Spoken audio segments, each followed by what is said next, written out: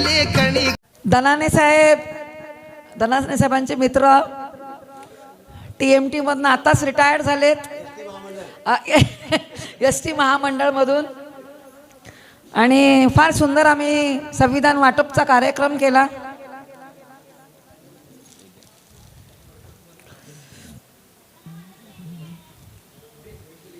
साहेब इकडे या. हा फोटो चांगला आला पाहिजे आपला. हा, खूप खूप आभारी आहे.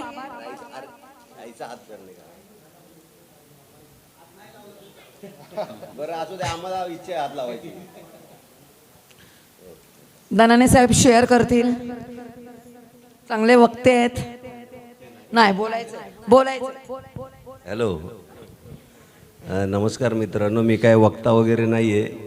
जसं मॅडमने तिच्या भाचीला शिकवलं, म्हणजे ते काय बोलतात, ते आत्याची सावली भाचीवर पडते असं म्हणतात. कारण की माझी बी मुलगी आहे, तर माझ्या बहिणीसारखीच ती मुलगी पण करते. म्हणजे आत्याची इनडायरेक्ट सावली. बरं, तर जास्त लोकांसमोर नाही बोलत. लय भारी.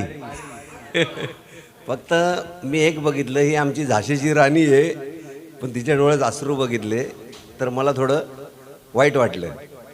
अरे तुम्ही 100 वर्ष जगणार रे, का कशाला रडता? हा, मला असं करा. अरे एवढे मोठमोठ्या कंपनीचे प्रॉडक्ट तुम्ही आणले, आणि खरंच आज पहिली वेळ मला असं वाटलं की तुम्ही खूप चांगली कंपनी बघितली. आणि मॅडमने मला एक ऑइल डॉक पण दिलं, ते ऑइल फिल्टरचं कंपनी. बघा, आयुष्यात चढ उतार असतात, तर त्याच्यात निराश व्हायचं नाही. तुम्ही पैशापेक्षा ही जी संपत्ती जमवली खूप मोठी आहे. काय, तर जास्त काही बोलत नाही. माझी ताई पण आहे, मैत्रीण पण आहे. काय, तुम्हाला 100 वर्ष तुम्ही जगाल. ओके, दरवर्षी येणार. ओके, माझ्या रिटायरमेंटला मॅडमने एवढं सुंदर कार्यक्रम केला की आमचं सगळं ST महामंडळ गाजवलं मॅडमने. काय, सगळे नाव काढतात की बाबा त्या मॅडमला बोलवा, अजून परत प्रोग्राम करायचा आहे. बरं का राकेश सर, तुम्ही नव्हता